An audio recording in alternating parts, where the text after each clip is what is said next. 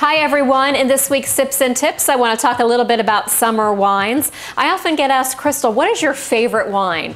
Well, that answer really varies because it does depend on the season, the weather, what I'm eating, who I'm with. I take a lot of things into account when picking the perfect wine. However, when it comes to summer, hands down, you'll always find a glass, or a bottle, I should say, of rosé in my refrigerator. Why? Well, it's very versatile. It's what I like to call a bridge wine. It goes with so many different foods. Think about all of those impromptu picnics and barbecues you get invited to this time of year.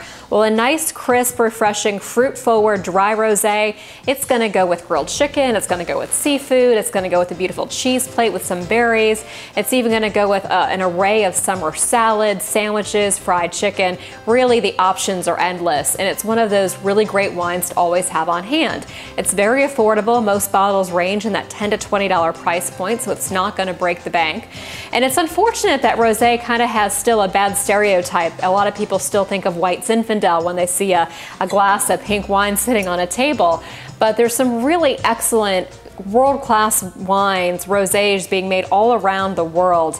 Some of my favorites come from Provence. It's a dry, crisp style of rosé. But right here in Virginia, we're producing some really excellent rosé as well. Some of my favorites include Bro, King Family makes a nice Crozet Rosé, and Stinson. There are many, many more than those as well, but those are some of my favorites. And you may be wondering, where does the color of rosé come from? Well, it depends on how long the skins are actually macerating, how long the must is macerating on the skins, and that's going to determine the color of your wine. So you'll see some with kind of a light copper color all the way to a deeper, richer pink kind of hue. And it doesn't really, the color of the wine per se doesn't really make a difference on the amount of sweetness in the wine, because rosés go from bone dry to more of a sweeter style.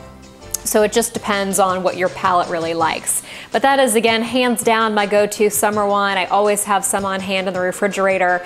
And I want to tell you guys too about my new radio show, Crystal Palate's Wine Country. It airs every Saturday morning at 8:30 on Seville 107.5 FM and on WCHV 1260. It has a very strong focus on the Virginia wine scene, as well as a weekly perfect pairing segment. So I hope you'll tune in to my radio show this Saturday at 8:30. And as always, you can head over to my website, crystalpalate.com, for more sips, tips, and perfect pairings. Cheers.